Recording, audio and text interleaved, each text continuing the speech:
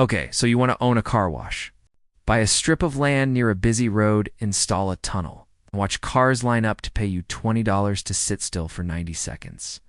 That's the picture. And on a sunny Saturday afternoon, the picture looks completely real. Drive past any express tunnel wash between noon and 4, and you'll see a line of cars backed up onto Theth Street. Engines idling, drivers scrolling their phones, waiting their turn to hand over money for something that takes less than 2 minutes and involve a share labor on their part. You watch that line and you think, this has to be one of the easiest businesses in the world. No cooking, no inventory, that's poils, no customer service drama. Just water, soap, and a conveyor belt pulling cash out of people's wallets. Here's the problem. You are looking at 1 hour of the week that lies to you the most. The truth is that a car wash is not really a car washing business. It is a subscription business that depends to have a tunnel attached to it. And once you understand that, the entire financial picture of this industry starts to make sense, including why some owners are quietly getting rich and others are quietly going bankrupt. Bend. A building that still looks busy every single weekend. Let's start with the fact that car wash isn't one business. It's several, wearing the same wet pavement. At the bottom end, you have self-serve bays, coin or card-operated stalls, where the customer does the actual washing with a wand and a vacuum. Low investment, low revenue per visit, but almost no labor and minimal equipment complexity. Above that sits the exterior expressor conveyor tunnel wash. The model most people picture when they hear car wash. Cars roll through an automated tunnel on a conveyor in 60 to 120 seconds. And this format has become the fastest growing segment in the industry, specifically because of what happens after the wash, which we'll get to. Above that, full service washes, the kind where staff vacuum interiors, hand dry and detail, charging significantly more per visit, but carrying aerial payroll. And then there's the FlexServe and membership-only hybrid model. Tunnels built entirely around pushing every single customer onto an unlimited monthly plan rather than a one-time wash. Each of these is a different bet on the same underlying question. Do you make your money once per car or every single month, whether the car shows up or not? That decision shapes everything else about the business. There's also a structural choice sitting underneath all of this. The same one that shows up in almost every consumer-facing franchise industry. Do you build independent, or do you buy into a franchise brand? A car wash franchise, brands like the ones you see advertised on billboards along the highway, gives you an already recognized name, a standardized building design, a proven equipment vendor relationship, and centralized marketing. That's genuinely valuable, especially for a first-time owner who has never run a tunnel before. But it isn't free. Franchise agreements typically require an upfront franchise fee of $35,000 to $75,000 per location, an ongoing royalty of 5 to 8% of gross revenue paid back to the franchisor every month, and an additional 1 to 2% of revenue into a shared regional marketing fund. On a location doing $1.5 million a year in revenue, that royalty and marketing obligation alone can run $90,000 to $150,000 loss and lies. Money that leaves the business every single month, regardless of whether that particular location is thriving or barely holding on. An independent owner keeps every dollar of profit the business generates, but gives up the brand recognition that can meaningfully shorten the time it takes to build a subscriber base from scratch. Neither choice is wrong. It's the same trade-off you'd find in almost any franchise category. Faster, more predictable growth against a permanent slice of the top line handed back every month. Forever. Now let's talk about what it actually costs to get in the door. Because the sticker price is a lot more than pavement and a conveyor. A modern expressional location, land, building, and equipment combined, typically run somewhere between $3 and $6 million from the ground up. Land alone is the first shock. A car wash needs a corner lot or high traffic, arterial location with enough stacking room for a line of cars that doesn't spill into the street. And depending on the market, that land can run anywhere from $500,000 to over $2 million just to acquire or ground lease. The tunnel equipment itself? the conveyor, the arches, the brushes, the dryers. Runs between $800,000 and $1.5 million, depending on wash count per hour, and automation. Then comes something almost nobody budgets for correctly: water. A tunnel wash uses somewhere between 30 and 45 gallons of fresh, not water per vehicle if it isn't reclaiming anything. In most municipalities, nor require water reclamation systems that can recycle 60 to 80% of that volume back into the wash process. Those reclaim systems, with the tanks, filtration, and treatment equipment, cost between $150,000 and $400,000, and they aren't optional in most jurisdictions anymore. Add sit work, drainage permitting, chemical dispensing systems, and point-of-sale infrastructure. And even a modest single-tunnel location can require $3.5 to $5 million before a single car has been washed, and that point-of-sale infrastructure deserves its own line item. Because it is quietly one of the most important investments in the entire building. And almost nobody outside the industry has ever thought about it. Every modern express tunnel runs on an RFID-based entry lane system. Small transponder stickers affixed to a subscriber's windshield that get scanned automatically as the car pulls up, letting the vehicle roll straight into the tunnel without the driver stopping to pay. That automated lane hardware, the scanners, the license plate recognition cameras backing it up, the kiosks, and the cloud-based membership software that tracks every subscriber's plant year and visit history, costs $80,000 to $200,000 to install per location, plus an ongoing software and payment processing fee that typical errands $1,500 to $4,000 a month. This system is not a convenience. It is the entire mechanism that makes the membership model function at scale. Because without instant, frictionless entry, subscribers stop feeling like a monthly fee is worth it, and the whole recurring revenue engine slows down. Owners who try to cut costs by skipping a proper RFID and license plate system almost always regret it within the first year. Because the lane backs up, the one-time customers get frustrated waiting behind subscribers being manually checked in, and the location loses exactly the walk-up traffic that was supposed to be converting into new members in the first place so far. That tracks with what you'd expect from a capital-intensive business. Now let's talk about what breaks. Equipment is the next trap, and it's a bigger one than people expect. A tunnel wash runs continuously for 10 to 14 hours a day, 7 days a week, which means the conveyor chain, the brush maters, the dryer blowers, and the pump systems are under constant mechanical load. Industry data puts routine equipment, maintenance, and repair at $40,000 to $90,000 a year per location. Well, that's before a major failure. A single dryer blower replacement can run $15,000 to $25,000. A conveyor chain overhaul, if it's neglected, can shut the entire tunnel down for days and cost $30,000 to $60,000 to fix. And a shut tunnel isn't just a repair bill.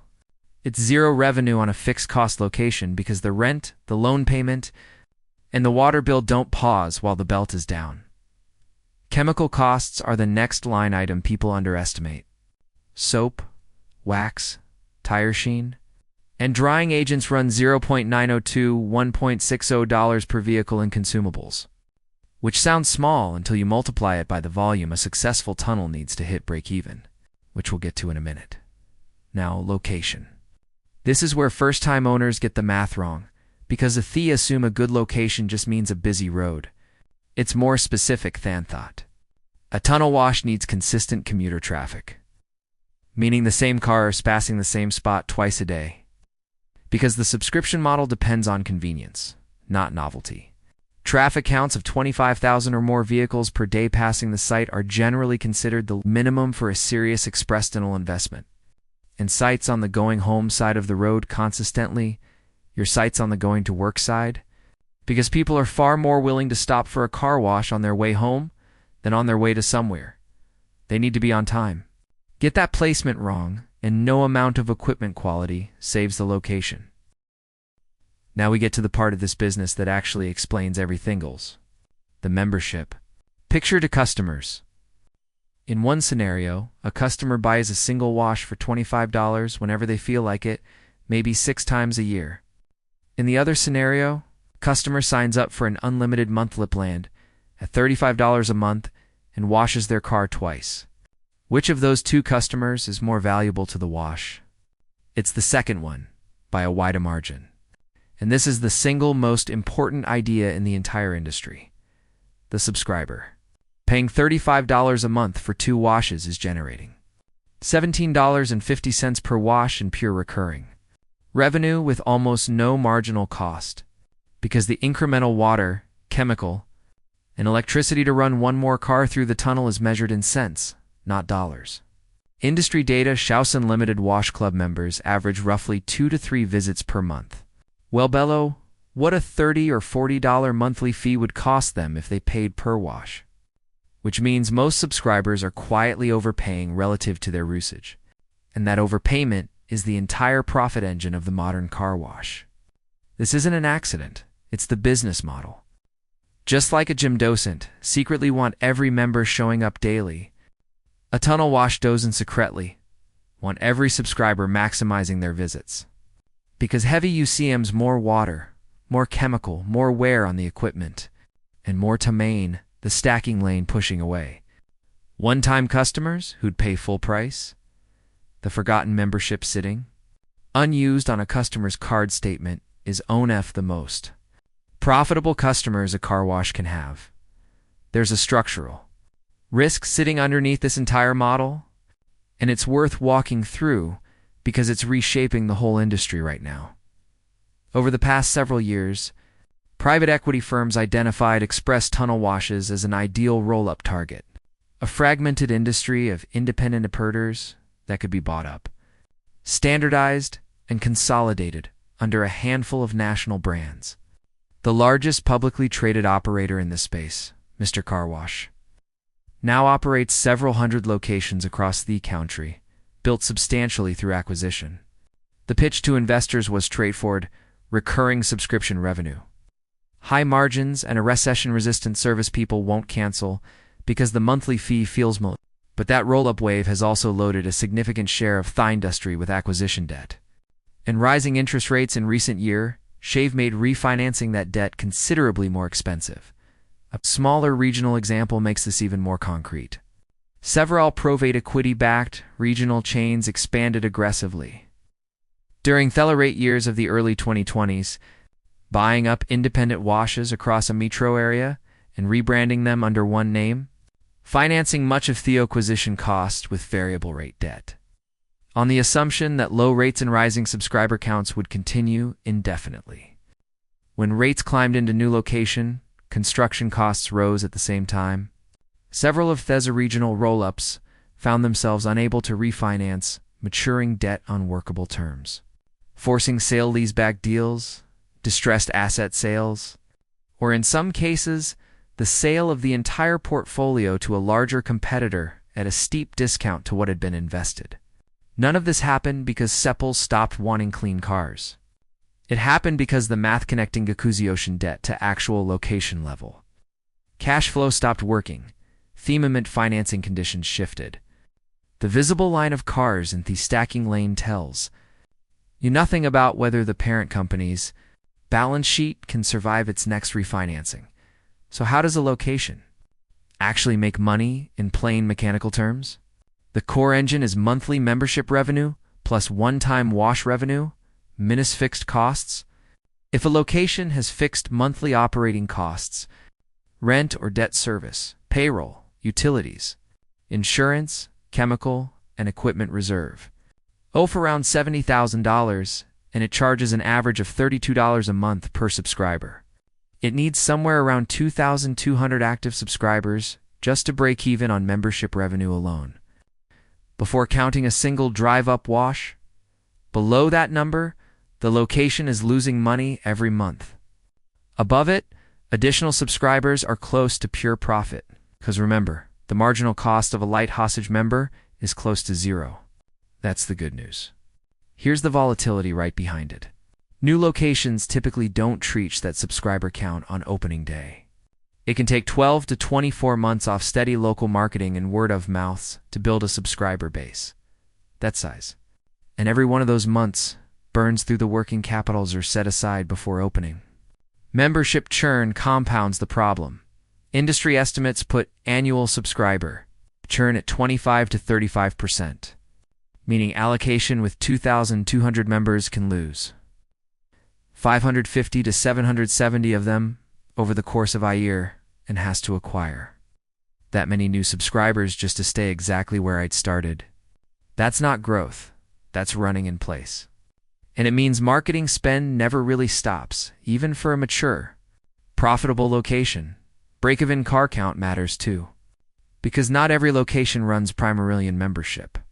A well-run express tunnel needs somewhere between 100 and 200 cars a day just to cover fixed costs at a typical blended price point around $20 per wash equivalent.